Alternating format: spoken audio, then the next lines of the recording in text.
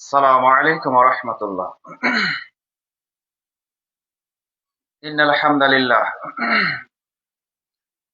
إن الحمد لله نحمده ونستعينه ونستغفره ونعوذ بالله من شرور أنفسنا ومن سيئات أعمالنا.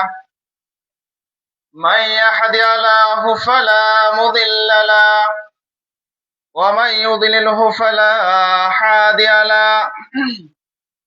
وأشهد أن لا إله إلا الله وحده لا شريك له وأشهد أن محمدا عبده ورسوله أما بعد.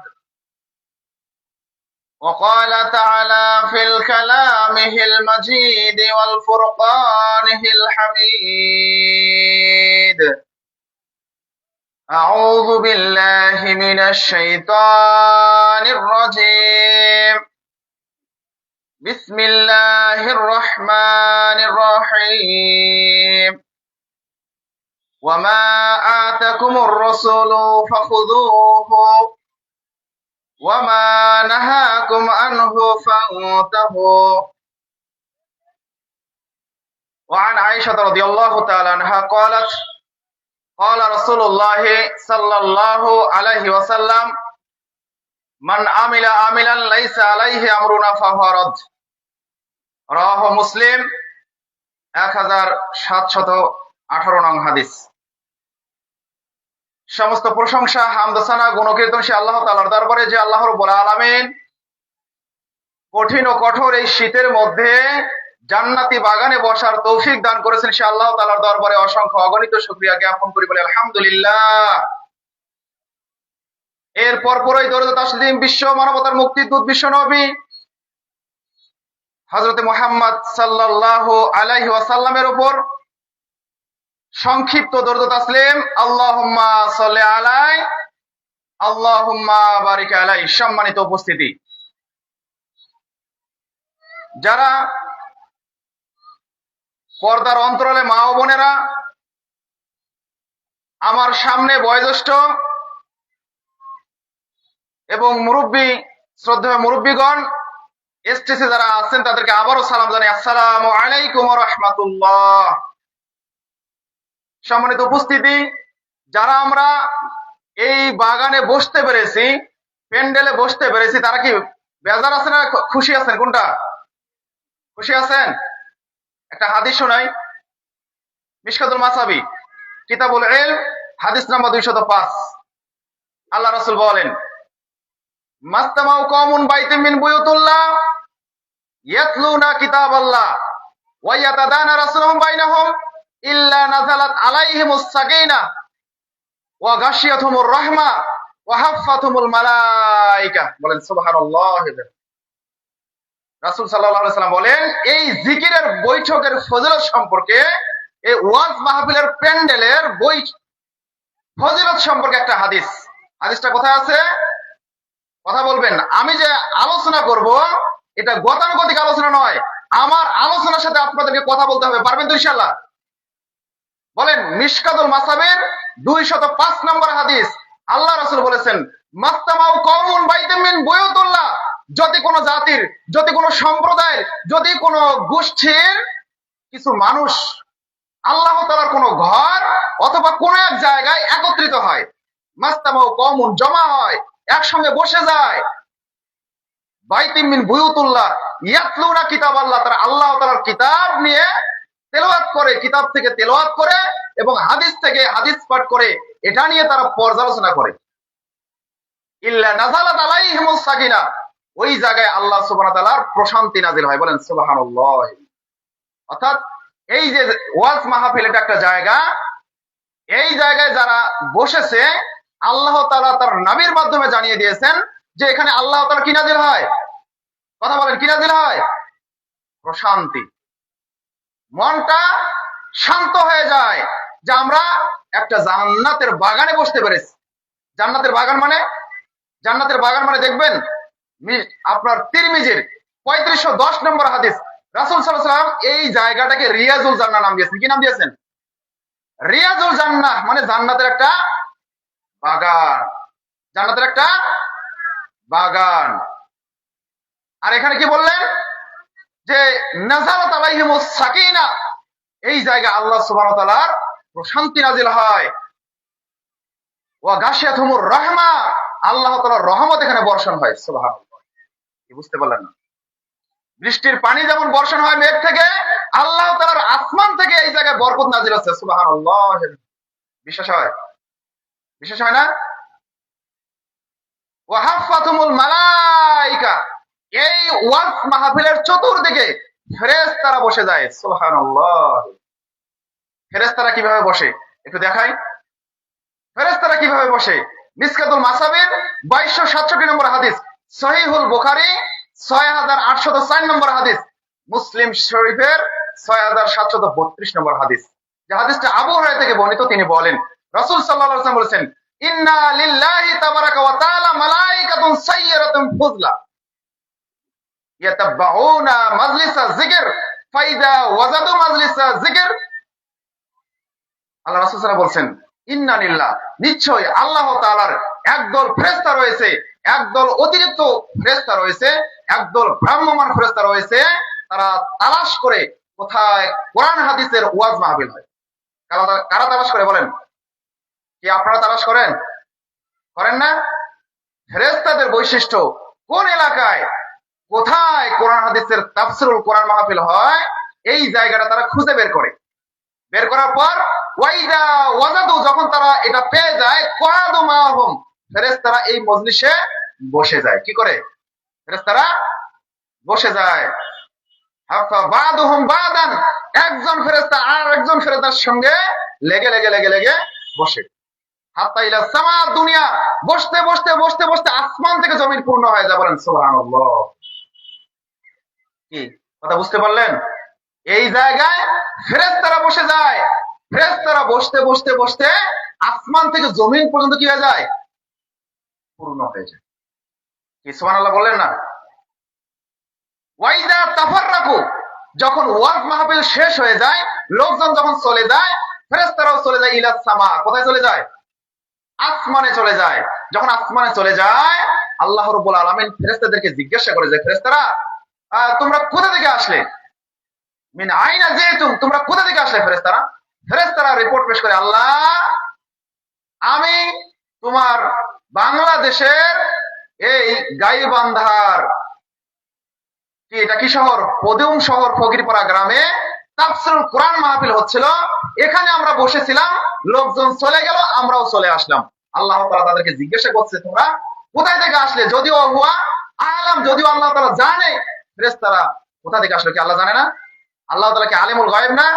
জানেন। এরপরেও আল্লাহ তাআলা ফেরেশতাদেরকে জিজ্ঞাসা করেন যে, ফেরেশতারা তোমরা কোথায় থেকে আসলে?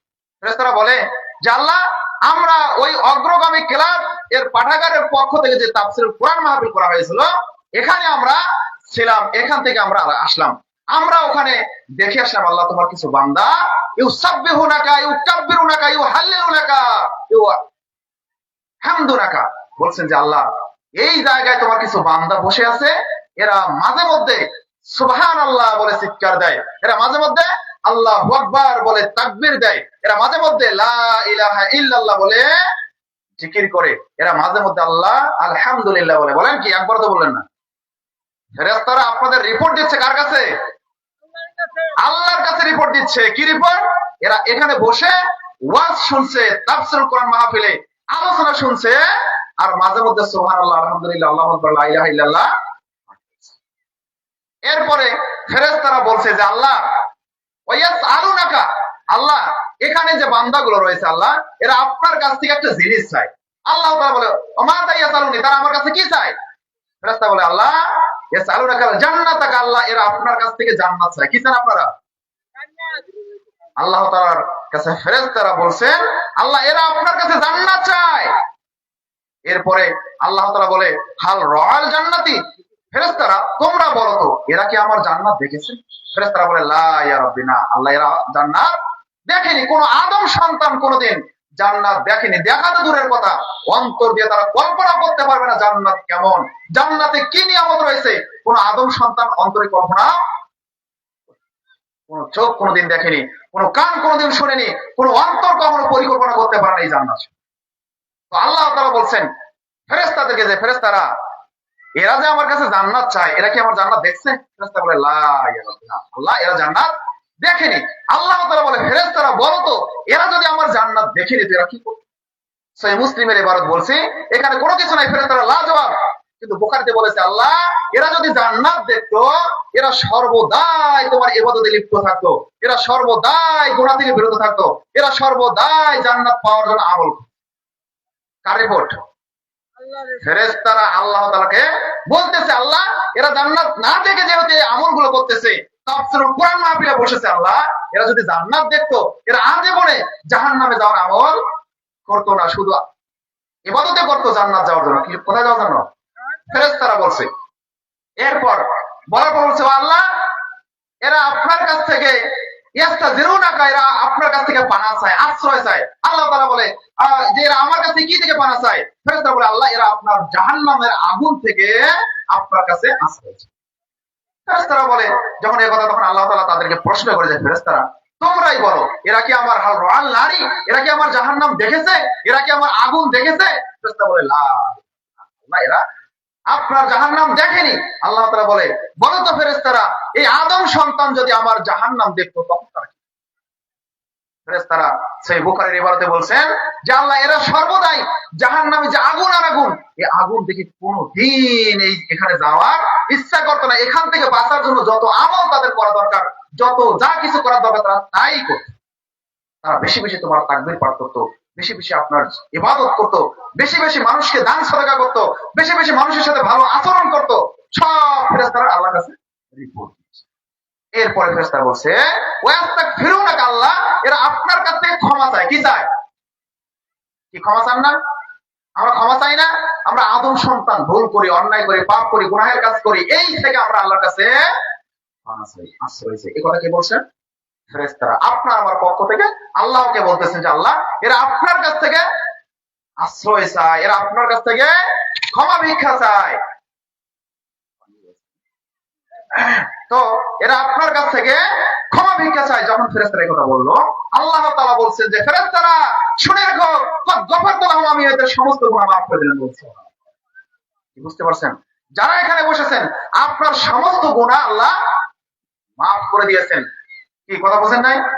যারা বাড়ির থেকে নিয়ত করে এসেছেন আমি এখানে বসে কোরআন এবং হাদিস থেকে যে আলোচনা হবে, আলোচনাটুকু আমি শুনবো, শ্রবণ করব, এই নিয়তে যারা বাড়ি থেকে এসেছেন আল্লাহ রাব্বুল আলামিন তাদের গুনাহগুলো কি করে দিয়েছেন? মাফ করে দিয়েছেন। এবার বলেন 2 নম্বরে বললো আল্লাহ তাআলা বলছেন এরা আমার কাছ থেকে যা চায় আমি তাদেরকে তাই দিয়ে দিলাম। তার মানে কি? জান্নাত আমরা চাই, জান্নাত আমাদেরকে দিয়ে দিলেন। সুবহানাল্লাহ।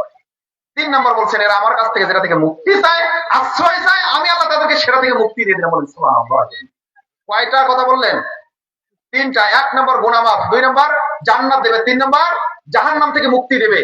এবার এই হাদিস শোনার পরে যারা রাস্তা দিয়ে, যে সমস্ত ছেলেরা যুবকরা ঘুরছে, যে সমস্ত মহিলারা রাস্তা দিয়ে চলাফেরা করছে, এরা মানুষই নয়। কি ঠিক কিনা বলেন? এত সুন্দর জান্নাতের একটা ব্যবস্থা এলাকার যুব সমাজ করেছে, অথচ এই জান্নাতের বাগান বাহিরে তারা ঘোরাফেরা করছে। আচ্ছা বলেন তো এখানে বসলে খুশি কে হয়? কে খুশি হয়? আর বাহিরে ঘোরাফেরা করলে, বাহিরে চলাফেরা করলে কে খুশি হয়? শয়তান সর্বদাই, যেহেতু এটা জান্নাতের বাগান, এই জান্নাতের বাগান থেকে আপনার আমার আদি পিতা হযরত আদম আলাইহিস সালাম থেকে শয়তান কি করেছেন? বের করে দেয় নাই? শয়তান সর্বদাই চক্রান্ত করে কিভাবে আদম সন্তানকে জান্নাত থেকে দূরে রাখে।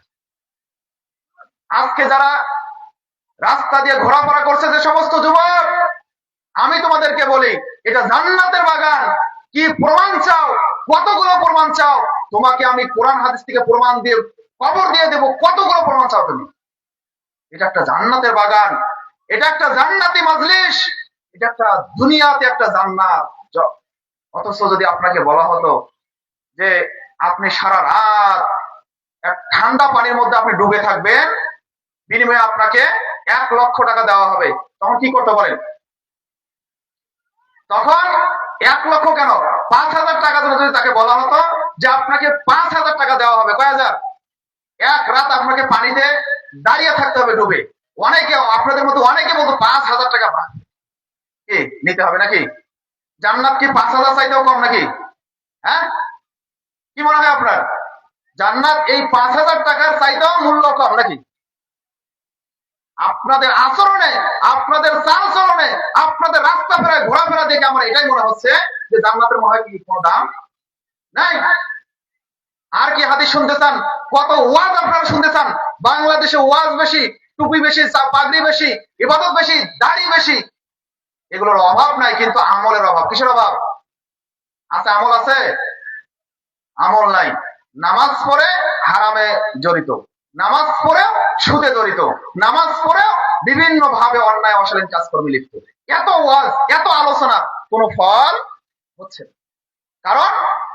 কারণ হচ্ছে এই যে আমাদের 3 নম্বর শ্রেণী যে হুজুরগুলো আছে, এরা স্টেজটাকে কৌতুকের মঞ্চ বানিয়ে ফেলে। এখানে এসে কোরআন হাদিসের কথা বাদ দিয়ে মানুষকে কণ্ঠস্বরে রঙ্গ রসাত্মক ভাবে কৌতুকের মতো কিছু আনন্দ দিয়ে চলে যায়। আলোচনা শেষে বক্তাও জানে না কি বললো, শ্রোতাও জানে না যে কি আলোচনা। বক্তৃতা হবে, আলোচনা হবে একবারে কঠোর ভাবে। আল্লাহ রাসূল সাল্লাল্লাহু আলাইহি ওয়াসাল্লাম যখন বক্তব্য দিতেন, যখন কি হতেন, তার রাগ বেড়ে যেত। তিনি যখন সৈন্যদেরকে বোঝায় এটা করো, হ্যাঁ এরকম করছে না, মানে এমন ভাবে তিনি রাগ দেখাতেন যে কথা এদিক দিকে ঢুকে ওই দিক দিয়ে ছিঁড়ে বের হয়ে যাবে। আজ এবং 1 বছর পর্যন্ত আপনার আমার এই বক্তব্যটা মনে থাকবে, এইরকম হবে বক্তব্য, তাহলে না জাতির কোনো উপকার হবে। কিন্তু আমরা এই বক্তব্যের মঞ্চটাকে কি করেছি? কৌতুকের মঞ্চ বানিয়েছি। যে যত মানুষকে হাসাতে পারে, যে যত মানুষকে কণ্ঠস্বরে বক্তৃতা দিতে পারে, সেই বড় বক্তা নাকি? সময় তো উপস্থিতি। যাই হোক, বলতে চাচ্ছিলাম এখনো আমি আলোচনায় যাইনি।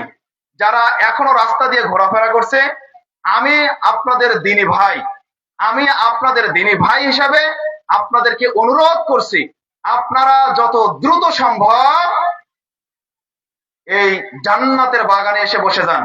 কি বসতে রাজি আছেন তো ইনশাল্লাহ? এখনো যে সমস্ত ছেলেপেলে ঘুরে বেড়াচ্ছে, এদের পিতা জীবিত আছে বলে আমি বিশ্বাস করি না। এদের পিতা জীবিত নাই। পিতা যদি জীবিত থাকতো, বলতো বেটা আজকে 18 তারিখ, আজকে অগ্রগামী ক্লাবের উদ্যোগে, এই পাঠাগারের উদ্যোগে একটা তাফসীরুল কোরআনের মাহফিলের ব্যবস্থা করা হয়েছে। বেটা যখন সন্ধ্যা হবে, যখন হুজুর বক্তৃতায় উঠবে, তার আগে আমি তোমাকে এই জান্নাতের বাগানে বসে থাকতে দেখতে চাই। কি বলতো না?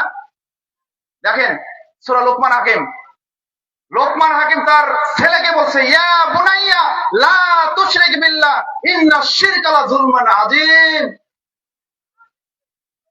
লোকমান হাকিম তার ছেলেকে বলছে, লোকমান হাকিম তার ছেলেকে ওসিয়ত করছে, বেটা শুনে রাখো, লা তুশরিক বিল্লাহ, তুমি কখনো শিরক করো না।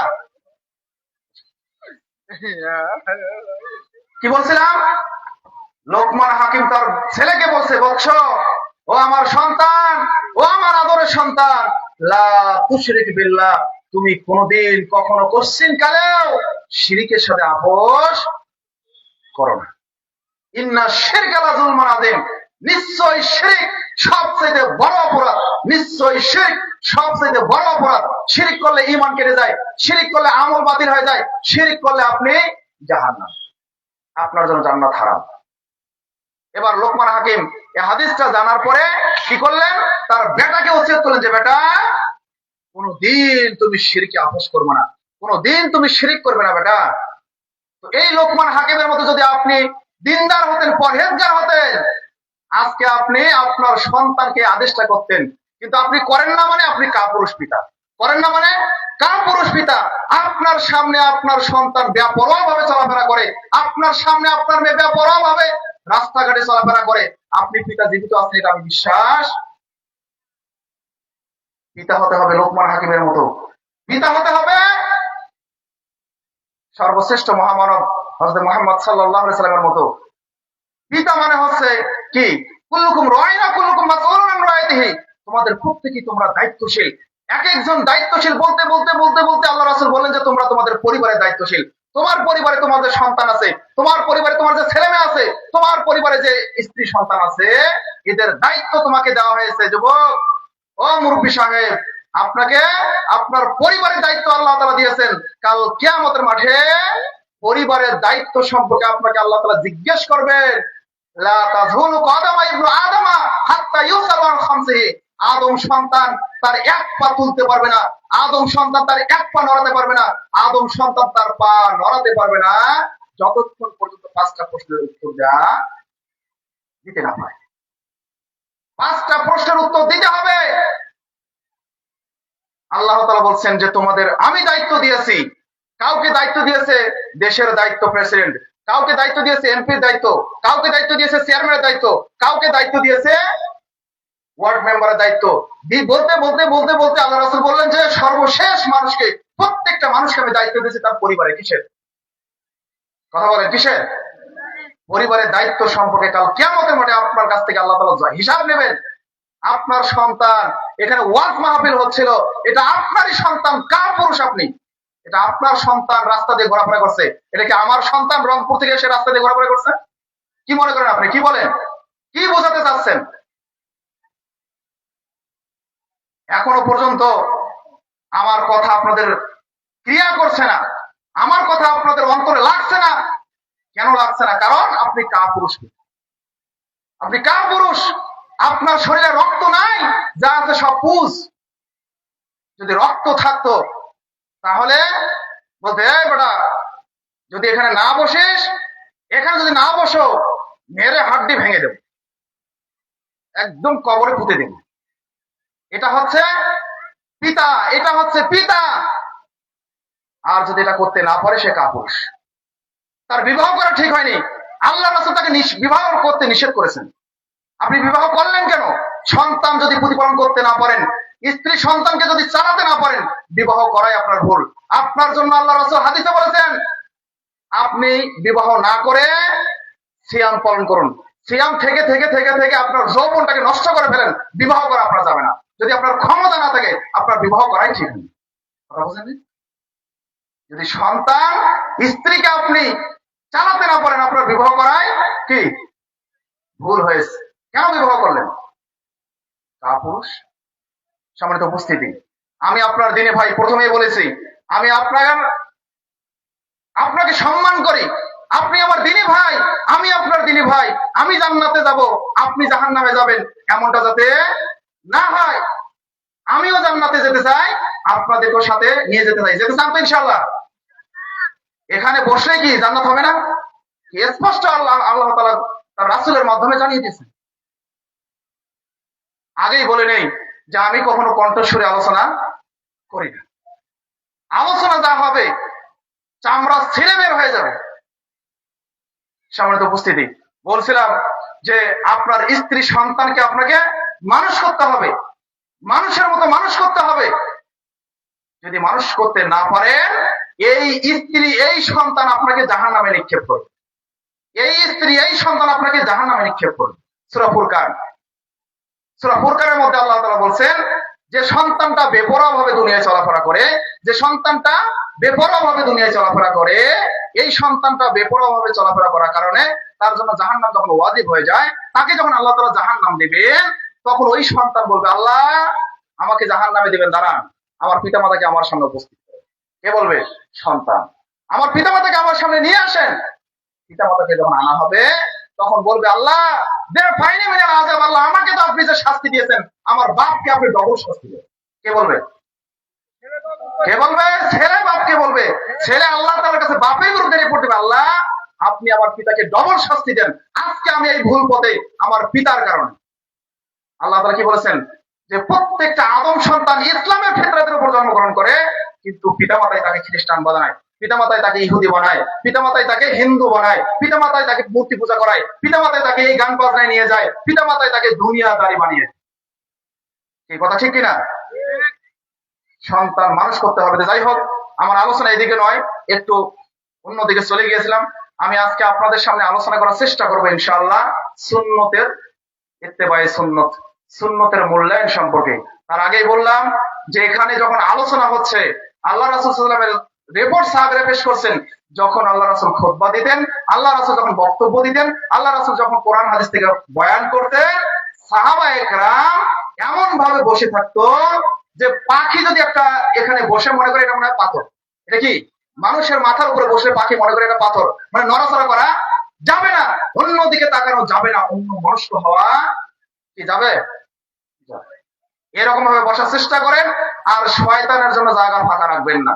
আমি মুরব্বীদেরকে সম্মান করি, আপনারা আমার শ্রদ্ধেয় দিনী ভাই, মুরব্বী চাচা, আপনারা একটু আগিয়ে আসেন। শুনুন, আল্লাহ তাআলা বলেন পবিত্র কোরআন কারীমের মধ্যে সূরা মুজাদালা 11 নম্বর আয়াত। কোন সূরা? সূরা মুজাদালা 11 নম্বর আয়াত। আল্লাহ তাআলা বলছেন, কেউ যদি কোন দ্বীনি মজলিসে বসার জায়গাটাকে প্রশস্ত করে, অন্য ভাইকে তার বসার জায়গা ছেড়ে দিয়ে সে থেকে আগিয়ে আসে, ইয়াফসাহিল্লাহু তাআলা, আল্লাহ তাআলা তার জন্য জান্নাতে তার জায়গা প্রশস্ত করবেন। সুবহানাল্লাহ। একটু আগিয়ে আসেন, কি আয়াতের উপর আমল করবেন না? এই আয়াতটা আমি বললাম সূরা মুজাদালা বাড়িতে গিয়ে খুলে দেখবেন, বাংলায় অনুবাদ করা আছে, বাংলাতে বলা আছে, কেউ যদি তার ভাইয়ের জন্য তার জায়গাটাকে প্রশস্ত করে দেয়, একটু এগিয়ে আসে, আরেক ভাইয়ের জন্য জায়গাটা ছেড়ে দেয়, আল্লাহ তাআলা তার জন্য জান্নাতে জায়গা ব্যবস্থা করবে। মাশাআল্লাহ, মাশাআল্লাহ। মহিলা দেখেন, পুরুষের প্যান্ডেল এখনো অর্ধেকও পূর্ণ হয় নাই, কিন্তু মহিলা প্যান্ডেল কানায় কানায় পূর্ণ। আলহামদুলিল্লাহ, আলহামদুলিল্লাহ। আমি দোয়া করি মহিলাদেরকে আল্লাহ তাআলা মা ফাতেমার মতো, মা খাদিজার মতো, মা আয়েশার মতো কবুল করুন, আল্লাহুম্মা আমিন। এই মহিলা মা বোনদেরকেও বলবো, আপনারাও এই যে কোরআন আয়াতটা শুনলেন, আপনি আপনার বোনের জন্য আপনার জায়গাটাকে প্রশস্ত করে দেন, আল্লাহ আপনার জন্য জান্নাতে ঘর দিবেন। কোরআনের আয়াত বলছি, মা বোনেরা একটু আগিয়ে আসেন, আর দয়া করে বক্তব্যের মাঝে একজন আরেকজনের সাথে কথা বলার চেষ্টা করবেন না। এটা মহিলাদের স্বভাব। মহিলারা দুইজন একখানে হলেই তারা গল্প শুরু করে দেয়, কথা বলে দেয়, মানে এমন কথা বলে, এখানে আলোচনা চলছে কিন্তু তারা কথা বলছে। শুনুন, আল্লাহ রাসূল বলছেন, যখন ওয়াজ করা হয়, বক্তৃতা দেওয়া হয়, খুতবা পাঠ করা হয়, এই সময় পাখি মাথার উপরে বসবে, আপনি পাথর না মানুষ বোঝা যাবে না, মানে কোনো কথাই বলা যাবে না। খুতবার সময় বলা যাবে না, এই ছেলে চুপ করো, এই কথা অন্য কেউ বলতে পারবে না। বললে ইমাম সাহেব বলবে, বললে বক্তা সাহেব বলবে, বললে আলোচনা যিনি করেন তিনি বলবেন। আপনারা মুখ দিয়ে, শ্রোতা যারা আছেন, কোন মুখ দিয়ে কোনো শব্দ করতে, শুধু সুবহানাল্লাহ, আলহামদুলিল্লাহ, আল্লাহু আকবার, লা ইলাহা ইল্লাল্লাহ, যে কথা কে বলছেন? ফেরেশতারা বলছে, একটু আগে বলে নাই তো? কই আপনারা তো সুবহানাল্লাহ বলেন না? বলেন সুবহানাল্লাহ ওয়া বিহামদিহি। তো বলছিলাম, এই যে কোরআনের একটা আয়াত, বলেন তো কোরআনে কয়টা আয়াত আছে? কয়টা আয়াত? আল্লাহু আকবার। ইসলামিক নলেজ কি আপনাদের এত কম? ৬৬০০? কোথায়? এই যে কোরআন আছে, আপনি নিয়ে গিয়ে খুলে খুলে গোনেন তো, কয়টা আয়াত পাবেন? ৬২৩৬টা আয়াত। কয়টা আয়াত? ৬২৩৬টা আয়াত। এটা ভুল। সমাজের মধ্যে যা চলছে অধিকাংশই আমাদের ভুল তরিকা, আমরা চলছে, অধিকাংশ তরিকা আমাদের ভুল। তার একটা জ্বলন্ত প্রমাণ, এই আপনার ৬৬৬৬টা আয়াত বললেন, আপনাকে কোরআনটা দিচ্ছে, আপনি নিয়ে যান, গণেন। ৬৬৬৬টা আয়াত যদি আপনি দেখাতে পারেন, আমি আর এই জীবনে এই গাইবান্ধা শহরের বক্তব্য দিতে পাবেন না।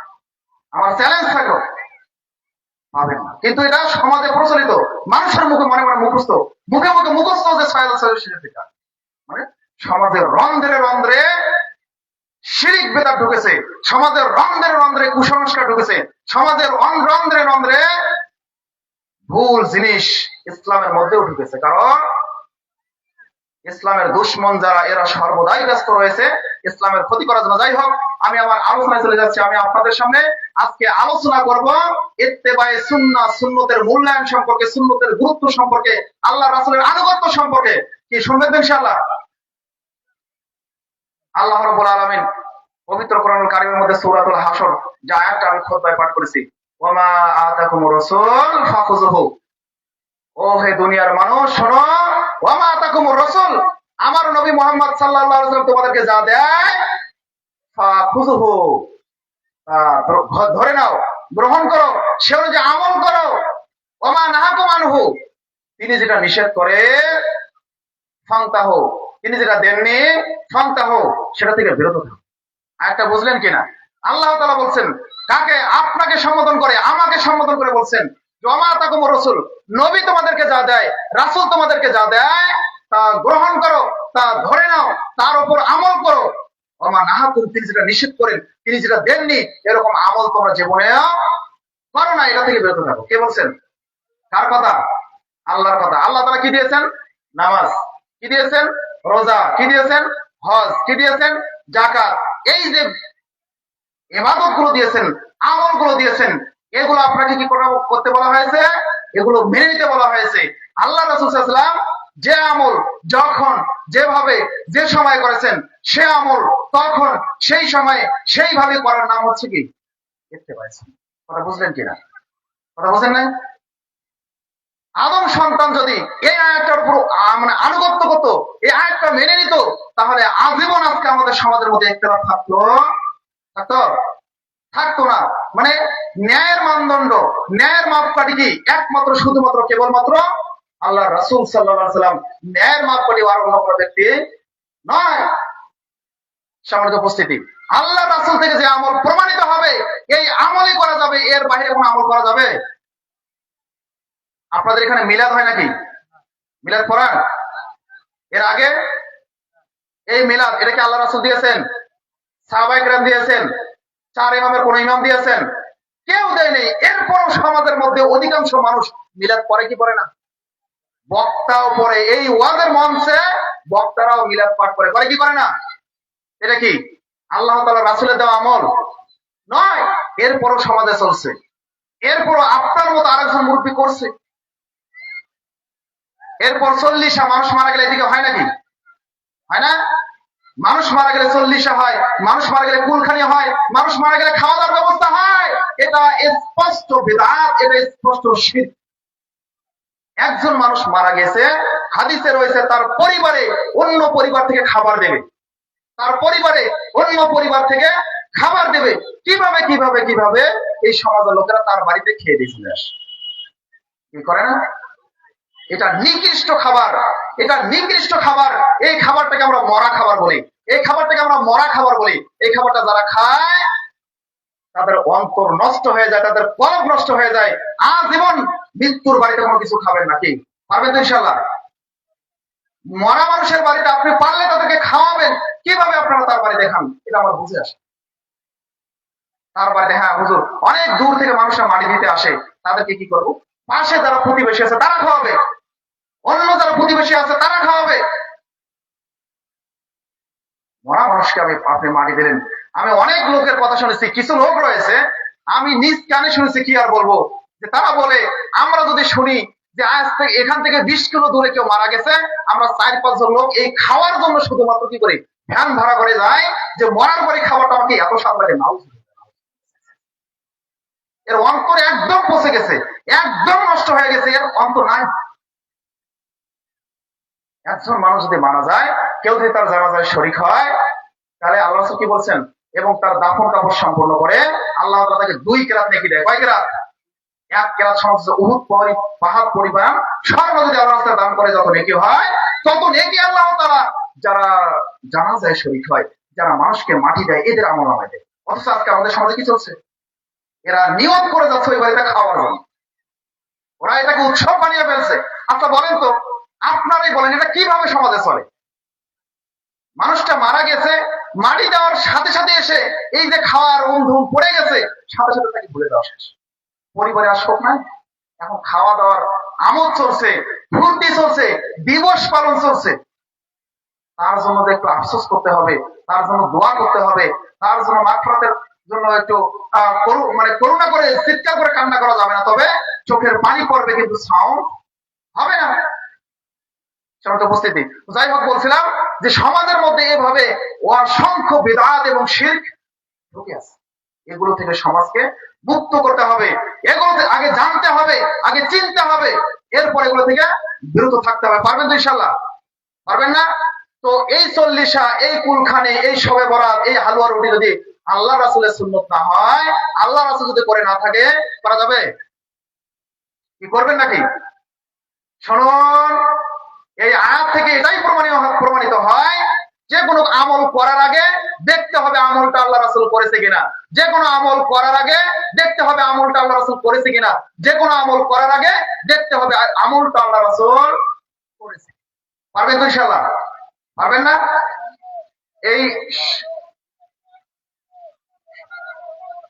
মাশাআল্লাহ। তো বলছিলাম, এরপরে রাসূল সাল্লাল্লাহু আলাইহি ওয়াসাল্লাম বলেন, শুনুন, যারা শ্রোতা রয়েছেন তাদেরকে আমি বলি, শুনুন, রাসূল সাল্লাল্লাহু আলাইহি ওয়াসাল্লাম শুধু শ্রোতা হলেই চলবে না। রাসূল সাল্লাল্লাহু আলাইহি ওয়াসাল্লাম যে বাক্য বলেছেন, যে বক্তৃতা করার জন্য দুইটা শর্ত আছে। কি বক্তৃতা করার জন্য কয়টা শর্ত বললাম? বক্তৃতা করার জন্য আল্লাহ তাআলা কোরআনের মধ্যে শর্ত দিয়েছেন। সূরা আম্বিয়া ৭ নম্বর আয়াত, সূরা নাহাল ৪৩ নম্বর আয়াত। আল্লাহ তাআলা কোরআনে উল্লেখ করেছেন, ফাসআলু আহলা যিকর, ওহে পৃথিবীর অজানা মানুষ, ফাসআলু আহলা যিকর, যারা তোমরা জানো না, যে সমস্ত লোকের কাছে, যে সমস্ত আলেমের কাছে আহলে যিকর অর্থাৎ কোরআন সুন্নাহর ইলম রয়েছে, এদের কাছ থেকে ইলম নাও, এদের কাছ থেকে শিক্ষা নাও। ফাসআলু আহলা যিকর ইন কুনতুম লা তা'লামুন, যদি তোমরা না জেনে থাকো। আল্লাহ তাআলা শর্ত কি? যদি তোমরা না জানো, আলেম ওলামাদেরকে জিজ্ঞাসা করে জেনে নাও। এতটুকু যদি বলে আল্লাহ তাআলা ছেড়ে দিতেন, তাহলে আপনি যে কোনো হুজুরের কাছে, যে কোনো আলেমের কাছে, যে কোনো ব্যক্তির কাছে, যে কোনো ইমামের কাছে যে কোনো কথা শুনলে, আমল করলে কোনো সমস্যা হতো না। কিন্তু আল্লাহ তাআলা শর্ত দিয়েছেন দুইটা। কয়টা? ফাসালু আহলা যিকর ইন কুনতুম লা তা'লামুন বিল বায়িনাতি ওয়াজ জুবুর। পরে বলেছেন বিল বায়িনাত, দলিল সহকারে, প্রমাণ সহকারে, কোটেশন সহকারে, হামলা সহকারে, যে স্পষ্ট করে বলতে পারে কোরআনের মধ্যে অমুক সূরা অমুক নম্বর আয়াত, যে স্পষ্ট করে বলতে পারে সহিহ বুখারীর অমুক অমুক অধ্যায়ের অমুক আয়াত, মুসলিমের অমুক অধ্যায়ের অমুক আয়াত, যে মিশকাতের অমুক অধ্যায়ের অমুক আয়াত, এভাবে যারা বলতে পারে, স্পষ্ট করে বর্ণনা যারা করতে পারে, এদের কাছ থেকে ইলম অর্জন করতে হবে। আজকে আদম সন্তান যদি এই আয়াতটার উপরে আমল করত, পৃথিবীর মধ্যে এত আমল, এত ভেদাভেদ, এত দল, এত গোষ্ঠী, এত সম্প্রদায় তৈরি হতো না। আমি মনে করি। কি আপনারা কি মনে করেন? যদি মানুষ আলেমদেরকে জিজ্ঞাসা করতো, আলেমরা বললো যে হ্যাঁ শবে বরাত পালন করা যাবে, হ্যাঁ 40 করা যাবে, যদি বলতো হুজুর বলেন তো এটা কোথায় আছে, এটা কি আল্লাহ রাসূল করেছেন, এটা কি কোরআনে আছে, যদি বলতো, ওই আলেম তখন ধরা খেয়েছে। কিন্তু আজকে আমাদের সমাজেরা শুধু জিজ্ঞাসা করে চলে যায়, আর পরে আর দলিল প্রমাণ চায় না। শুনুন, প্রমাণ ছাড়া কোনো আমল করা যাবে না। প্রমাণ ছাড়া কোনো আমল করা যাবে না। প্রমাণ ছাড়া কোনো আমল করা যাবে না। প্রমাণ সহিহ বুখারী 2697 নম্বর হাদিস, মিশকাতুল মাসাবি 141 নম্বর হাদিস, সহিহ মুসলিম 1718 নম্বর হাদিস, যে হাদিসটা খুতবায় পাঠ করেছি, মা আয়েশা থেকে বর্ণিত। তিনি বলেন, রাসূল সাল্লাল্লাহু আলাইহি ওয়াসাল্লাম বলেন, মান আমিলা আমালান লাইসা আলাইহি আমরুনা ফাহুয়া রাদ্দ। কেউ যদি, কোনো ব্যক্তি যদি কোনো আমল করে, কোনো মানুষ যদি কোনো আমল করে, কোনো বান্দা যদি কোনো আমল করে, লাইসা আলাইহি আমরুনা, মানে আমিলা আমালান লাইসা আলাইহি আমরুনা, যে আমলের মধ্যে আমি নবী, আমি রাসূল, আমার কোনো নির্দেশনা নেই, ফাহুয়া রাদ্দ, তা বাতিল, তা প্রত্যাখ্যাত, তা ইসলাম নয়। এই আমল করা যাবে? সমাজের মধ্যে দেখবেন কোন আমলটা দলিল নাই, এটা দেখে দেখে এটা থেকে বিরত থাকতে হবে, এটা দেখে দেখে এটা বাতিল করে দিতে হবে। আজকে যদি মানুষ এই আয়াতটার উপর আমল করত, আর এই হাদিসটার উপর আমল করত, সমস্ত পৃথিবীর মানুষের সবার আমল একমত হতো কিনা? আজকে আমিন নিয়ে মারামারি হয়, আজকে রফায়েদা নিয়ে মারামারি হয়, আজকে সূরা ফাতিহা পড়ব কি পড়ব না এটা নিয়ে মারামারি হয়, কি হয় না? কেন হয়? দলিল তালাশ করে না। দলিল স্পষ্ট, বুখারী মুসলিম, সারা পৃথিবীর সমস্ত মানুষের কাছে গ্রহণীয় কিতাব হচ্ছে বুখারী, এবং সমস্ত মানুষের কিতাব কোরআন একটা, হাদিস গ্রন্থগুলো সব এক। আমল কেন পার্থক্য হবে? আমলে কেন ভিন্নতা আসবে? কেন আসবে? কেন 4 ইমাম? প্রত্যেক ইমামকে আমি শ্রদ্ধা করি, সম্মান করে ভালোবাসি। কোনো ইমামকে আমি কখনো কোনোদিন কোনো বাক্য বলিনি। সকল ইমামকে আমি আমার মাথার তাজ মনে করি। প্রত্যেক ইমামকে সম্মান করতে হবে, প্রত্যেক ইমামকে শ্রদ্ধা করতে হবে। কিভাবে একটা আমল 4 ইমামের নামে 4 প্রকার হতে পারে? একটাই আমল কিভাবে 4 ইমামের নামে 4 প্রকার হতে পারে? যদিও 4 প্রকার হয়, এটা কিভাবে আমার সমাজে চলে আল্লাহ ভালো। আমল একটাই হবে, স্পষ্ট যেটাই হবে, আল্লাহ নবী থেকে যেটাই চূড়ান্ত প্রমাণ থাকবে সেটাই আমল করতে হবে। আজকে যারা এক ইমামকে মানে তারা আরেক ইমামকে গালিগালাজ করে, আরেক ইমামকে কাফের পর্যন্ত বলে, আরেক ইমামকে এমন কটু বাক্য বলতে বলতে বলতে এমন নিচে নামিয়েছে যা মুখে উচ্চারণ করা যায়। এক মাযহাবের লোক আরেক মাযহাবকে দেখতে পারে না, এক তরিকার লোক আরেক তরিকাকে দেখতে পারে না, এক সরমনায়ের মুরিদ আরেক আট রশির মুরিদকে দেখতে পারে না, আট রশির মুরিদ সরমনায়ের মুরিদকে দেখতে পারে না, আট রশির মুরিদ সরমনায়ের মুরিদকে বলে কাফের, আর এরা বলে ওদেরকে কাফের। মানে আল্লাহ রাসূল এই কথা বলেছেন, তিরমিজির হাদিস, যে তোমাদের মধ্যে কি হবে, অসংখ্য দল তৈরি হবে। বনী ইসরাইলরা ৭২ দলে বিভক্ত হয়েছিল, আমার উম্মত তাদেরকে এড়িয়ে ৭৩ দলে বিভক্ত হবে। কয় দলে? কুল্লুহুম ফিন্নার।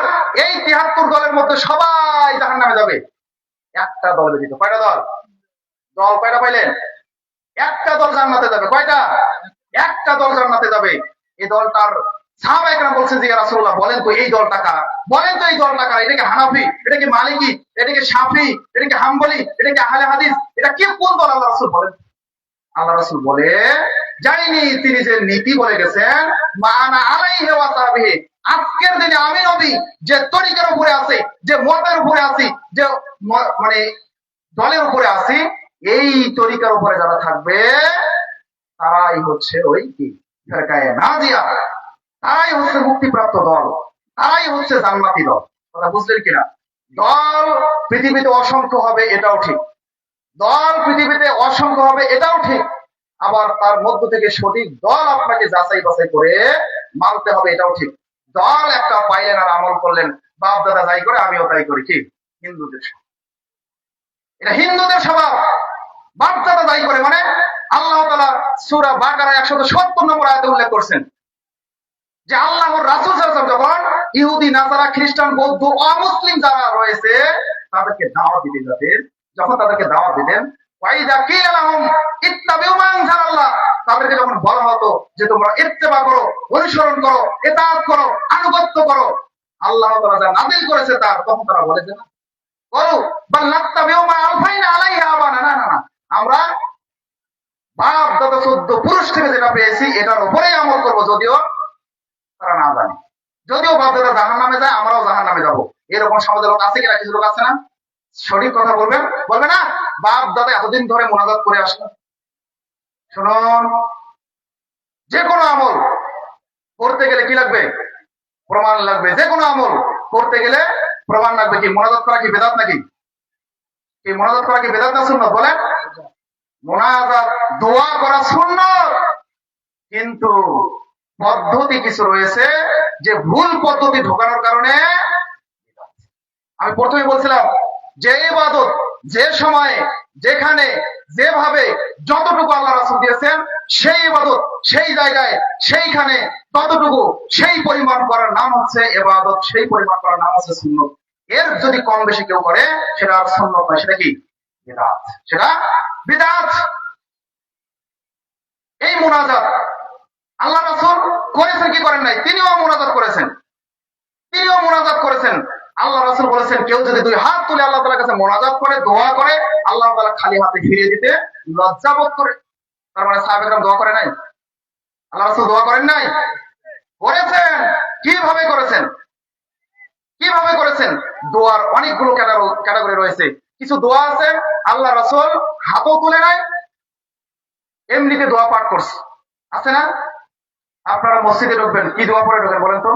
আল্লাহুম্মা আফতাহ লি, বলেন না? মসজিদ থেকে বের হবেন, দোয়া পড়েন না? পড়েন না? এরপরে আপনি পেশাব পায়খানায় যাবেন, যে কোনো কাজ করেন না কেন, সব দোয়া শুধু মুখে পাঠ করা লাগে, হাতও তোলা লাগে না। ইমাম সাহেব গো লাগে? ইমাম সাহেব লাগে নাকি? নাকি বলবেন যে হুজুর যখন মসজিদে ঢুকবো ইমাম সাহেবকে ডাকে আগে হাত তুলে মোনাজাত করবো, তারপরে বলবো আল্লাহুম্মা আফতাহ লি, তারপরে ঢুকবো। কি যদি আমি এটা করি, এটা কি হবে বলেন তো? বিদআত হবে না? কথা বুঝেন নাই? যদি আমি বলি মসজিদে ঢোকার আগে ইমাম সহ সম্মিলিত ভাবে দুই হাত তুলে মোনাজাত করে তারপরে মসজিদে ঢুকবো, এটা আমলটা কি হবে? বিদআত। কেন? এই আমল আল্লাহ রাসূল করে নাই। তিনি ওখানে শুধুমাত্র মুখে দোয়া পড়েছেন, দুই হাত তুলে নাই, সম্মিলিত ভাবে দোয়া করে নাই। কিছু দোয়া রয়েছে একাকে হাত তুলে দোয়া করা হয়, কিছু দোয়া রয়েছে একাকে হাত তুলে দোয়া করা হয়। আজকে আমাদের সমাজে যারা বলে মোনাজাত বেদাত, মোনাজাত করা যাবে না, এরা অধিকাংশ সময় একবারে একাকিও দোয়া করে, একাকিও দোয়া করে না। অথচ একাকি দোয়া করা সুন্নাত। একাকি হাত তুলে দোয়া করলে আল্লাহ তাআলা ফিরিয়ে দিতে লজ্জাবোধ করে। একাকি হাত তুলে দোয়া করলে, শেষ রাতে তাহাজ্জুদের সালাতে হাত তুলে দোয়া করলে, চোখের পানি ফেলে কান্নাকাটি করে দোয়া করলে সে দোয়া আল্লাহ তাআলা কবুল করে। সম্মানিত উপস্থিতি, তো কিছু দোয়া একাকি করতে হয়, হাত তুলে করতে হয়, আর কিছু দোয়া আছে সম্মিলিত করতে হয়। সেটা হচ্ছে ইস্তিসকার সালাত। আল্লাহ রাসূল সাল্লাল্লাহু আলাইহি ওয়াসাল্লাম কি করেছিলেন? বৃষ্টি প্রার্থনার জন্য দুই হাত উল্টা পাশে করে দোয়া করেছিলেন। এই জায়গায় যদি কেউ এভাবে করে এটাও বেদাত, কারণ আল্লাহ রাসূল এই জায়গায় এইভাবে করেছেন, আপনি যদি এভাবে করেন সেটা বিদআত হবে। পরিমাণ, সংখ্যা, নিয়ম নীতি সব ঠিক রেখে এরপর ইবাদত করতে হবে। পারবেন তো ইনশাআল্লাহ? পারবেন না? এবার বলেন তো, সম্মিলিত ফরজ নামাজের পরে যে আমরা মোনাজাত করি, এটা কি কোরআন হাদিসে আছে?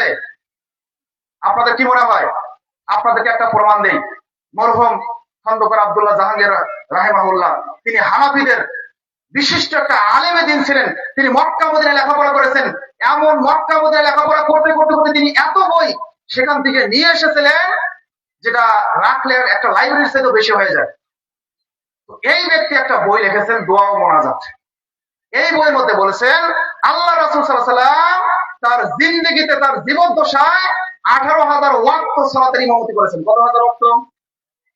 18,000 ওয়াক্তের সালাতের ইমামতি করেছেন। কোন এক ওয়াক্তে তিনি ফরজ নামাজের পরে সাহাবীদেরকে নিয়ে সম্মিলিতভাবে দুই হাত তুলে মোনাজাত করেছেন। এর প্রমাণে কোন একটা হাদিস পৃথিবীতে নেই। কে বলেছেন? হানাফিদের একজন বড় আলেম। এবং বাস্তব নজির আপনাকে দেখায় যে বাংলাদেশের মধ্যে সবচেয়ে বড় মাদ্রাসার নাম কি বলেন তো? চট্টগ্রাম হাটহাজারী মাদ্রাসা। যারা ওখানে গিয়েছেন তারাই বলতে পারবেন। দেখবেন, যদি জীবনে কোনোদিন সৌভাগ্য হয়, হানাফিদের বড় মাদ্রাসা, ওইখানে মুফতি ফয়জুল্লাহ এই মোনাজাত তুলে দিয়েছেন, সম্মিলিত মোনাজাত। মুফতি ফয়জুল্লাহ রাহিমাহুল্লাহ তিনি মারা গিয়েছেন। তিনি হাটহাজারের বিশিষ্ট একজন শিক্ষক ছিলেন, আলেমে দিন ছিলেন। তিনি তার বইয়ের মধ্যে এটাকে বিদআত বলে গিয়েছেন। সেই সময় থেকে আজ অবধি বর্তমান সময় পর্যন্ত ওখানে সম্মিলিত মোনাজাত হয় না। নামাজ পড়ে যে যাওয়ার মতো সুন্নতি জিকির দোয়া আজকার করে চলে যায়, অন্য সুন্নত নামাজ পড়ে চলে যায়। এটা কাদেরকে দেখালাম? সম্মানিত উপস্থিতি, তো এই আমল মোনাজাত আপনি করেন, নিষেধ নাই, একাকি করেন, কোনো বাধা নাই। কিন্তু যে আমল বলছিলাম প্রথম, যে মূলনীতি, যে আমল যে জায়গায় যতটুকু যে সময় আল্লাহ রাসূল করেছেন, সে আমল সে জায়গায় ততটুকুই করতে হবে। এর কম বেশি করলে বিদআত হবে। আল্লাহ রাসূলের কেউ বেশিও করা যাবে না, কমও করা যাবে না। দেখবেন মিশকাতুল মাসাবি কিতাবুল সুন্নত ও সুন্নতের মর্যাদা নামে একটা অধ্যায় রয়েছে। এখানে হাদিসটা রয়েছে সম্ভবত 145 নম্বর হাদিস। রাসূল সাল্লাল্লাহু আলাইহি ওয়াসাল্লাম বলেছেন যে তিনজন ব্যক্তি আল্লাহর রাসূলের স্ত্রীগণের কাছে এসে জিজ্ঞাসা করতেছে, মা আয়েশাকে জিজ্ঞাসা করতেছে যে ইয়া উম্মাহাতুল মুমিনিন, যে আল্লাহ রাসূল সাল্লাল্লাহু আলাইহি ওয়াসাল্লাম কেমন আমল করতেন একটু বলেন। মা আয়েশা রাদিয়াল্লাহু তাআলা আনহা বললেন যে আল্লাহ রাসূল সাল্লাল্লাহু আলাইহি ওয়াসাল্লাম এই অমুক অমুক অমুক আমল করতেন। ওই তিনজন সাহাবী বলছেন যে আল্লাহ রাসূল কোথায়, আমরা কোথায়? আল্লাহ রাসূল কোথায়, আমরা কোথায়? তিনি একজন পয়গম্বর, তার আগের পাপ পরের পাপ সব আল্লাহ তাআলা ক্ষমা করেছেন। আমরা আদম সন্তান, আমরা পাপী, আমাদের অনেক গুনাহ, আমরা এত কম আমলগুলো আমাদের চলবে না। আমরা কি করব? আমরা তার চাইতে তিনজনের একজন বলছে যে উসাল্লিল লাইলা আবাদা, আমি সারা রাত তাহাজ্জুদের সালাত আদায় করব, আমি রাতে কখনো ঘুমাবো। কি বলেছেন? একজন সাহাবী বলছেন আমি সারা রাত ধরে তাহাজ্জুদের সালাত আদায় করব, কিন্তু আমি কখনো ঘুমাবো না। একজন বলছে আমি সারা জীবন সিয়াম পালন করব, কোনদিন আমি সিয়াম ছাড়বো না। আরেকজন বলছে আমি বিয়ে শাদী করবো না, আমি বিবাহ শাদী করবো না। বিবাহ করলেই ঝামেলা, সংসার চালাতে হয়, উপার্জন করতে হয়, উপার্জন করতে গিয়ে মানুষ ইবাদত থেকে দূরে সরে যায়, তো আমি বিবাহই করবো। তিনজন সাহাবী। কয়জন সাহাবী? মা আয়েশাকে বলে তারা মসজিদে চলে গেছেন, ইবাদতে লিপ্ত হয়ে গেছেন। আল্লাহ রাসূল বাড়িতে ছিল না। তিনি বাড়িতে ফিরে এসে যখন এসেছেন, মা আয়েশা তাকে বলেছেন, আল্লাহ নবীকে যখন বলেছেন, আল্লাহ নবী সাল্লাল্লাহু আলাইহি ওয়াসাল্লাম ওই তিনজনকে আবার খুঁজতে লেগেছেন। খুঁজতে খুঁজতে খুঁজতে তাদেরকে মসজিদে পেয়েছেন। বারবার বলতেছে যে হেই জনগণ, কুনতু কাযা ওয়া কাযা, তোমরাই কি তারা যারা অমুক অমুক কথা বলেছিলেন যে আমার চাইতে তোমরা বেশি বেশি আমল করবে, তোমরা কি তারা? তারা বলছেন যে হ্যাঁ ইয়া রাসূলুল্লাহ, হ্যাঁ আমরা। আল্লাহ রাসূল বলছেন যে শুনে রাখো, আমি আল্লাহর নবী, আমি আল্লাহর রাসূল, আমি আল্লাহকে সবচেয়ে বেশি ভয় করি, আমি আল্লাহকে সবচেয়ে বেশি মানি। আমি রাতে তাহাজ্জুদের সালাত আদায় করি, আবার সালাত কিছুক্ষণ ঘুমাই। আমি সিয়াম থাকি, আবার সিয়াম ছেড়ে দেই। আমি বিবাহ শাদী করেছি, মান রাগিবান সুন্নতি ফালাইসা মিন্নি, মান রাগিবান সুন্নতি ফালাইসা মিন্নি, মান রাগিবান সুন্নতি ফালাইসা মিন্নি। যে আমার সুন্নত থেকে মুখ ফিরিয়ে নেবে, আমার সুন্নতে যদি বেশি করার চেষ্টা করবে, তার সে আমার উম্মতে দলভুক্ত নয়। কথা বুঝতে পারলেন? আল্লাহ রাসূলের বেশি করবেন, তাও আপনি উম্মত থেকে বের হয়ে যাবেন, তাও আপনি মুসলিম থেকে খারিজ হয়ে যাবেন। কে বলেছেন? আল্লাহ নবী বলেছেন, মান রাগিবান সুন্নতি, যে আমার সুন্নত থেকে মুখ ফিরিয়ে নেবে, ফালাইসা মিন্নি, সে আমার উম্মত নয়, সে আমার উম্মতে দলভুক্ত নয়। সম্মানিত উপস্থিতি, এজন্য অবশ্যই আল্লাহ রাসূল যতটুকু যে আমল করেছেন এতটুকুই করতে করে শেষ।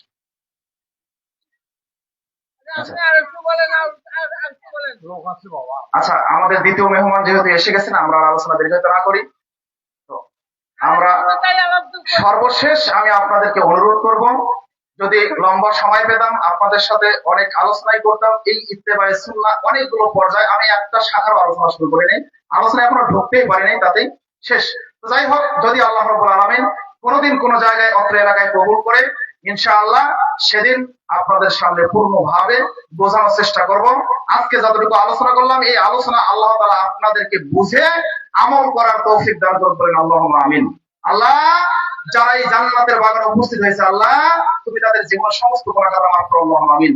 আল্লাহ, যারা এখানে উপস্থিত হয়েছে, আল্লাহ তুমি বড় দয়াবান, তুমি বড় ক্ষমাবান, তুমি বড় মেহেরবান। যারা আমার কথাকে মূল্যায়ন করে, আল্লাহ তোমার কোরআন হাদিসের কথাকে মূল্যায়ন করে, আল্লাহ এখানে এসে বসেছে, আল্লাহ তুমি তাদেরকে জান্নাত দান করো, জাহান্নাম থেকে মুক্তি দাও।